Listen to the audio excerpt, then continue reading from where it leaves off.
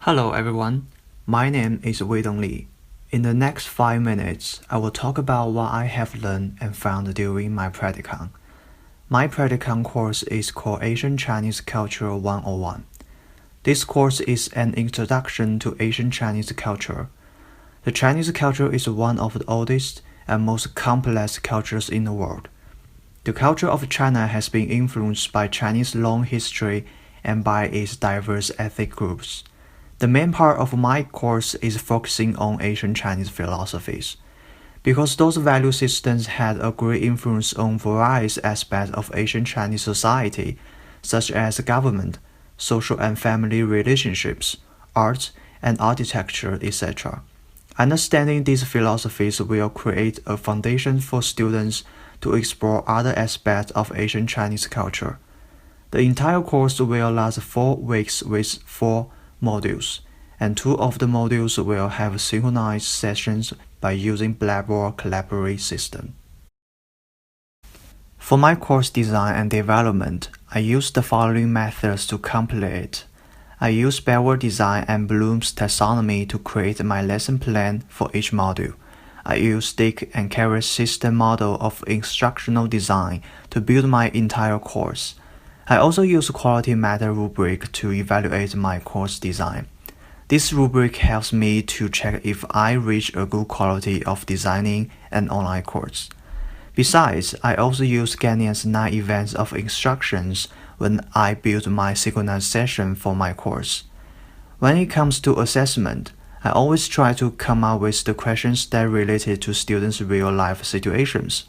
I hope these authentic assessment questions will help them use knowledge into practical use.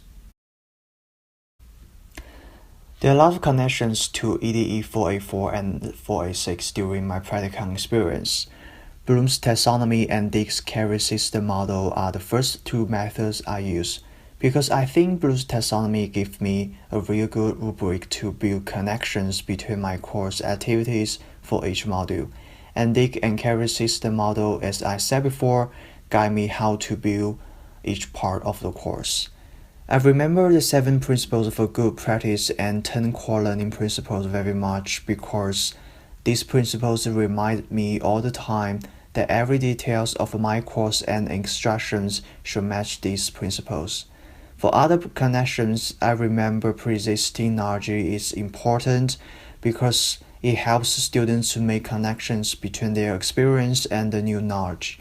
And I also try to revise my course to reduce cognitive load of my students, because in the first module one of my students said there are too much information in one module, so I made my content less in the next module. I also focus on communicating and interactions with my students, such as answering their questions and giving feedback as soon as possible. In this way, my students can feel their instructors always beside them and provide help. For my students' work, I will only show one of them. This assignment is a web quest. It asks students to gather information about ethnic groups in China in the internet and share important information to peers and make comments.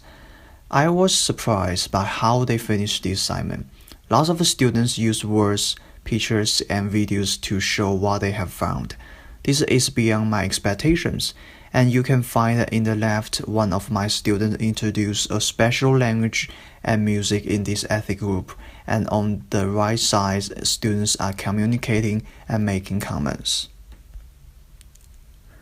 There are 3 conclusions I made after I finished the practicum. The first one is that the course design is the most important thing. The content you choose, the activities you create, and assessments you build are the key quality of a course. A well-designed course makes students feel interactive, involved, and motivated, and these are the jobs I need to work on in my future teaching job. The second conclusion is actually a huge lesson to me. I did not achieve this goal very well in my practicum. I was intending to create a secret group in Facebook for my students, but few of them made response to that.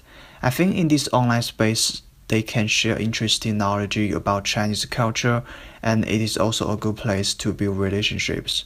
I think I should create more proper activities or assignments that can help create a learning community among my students.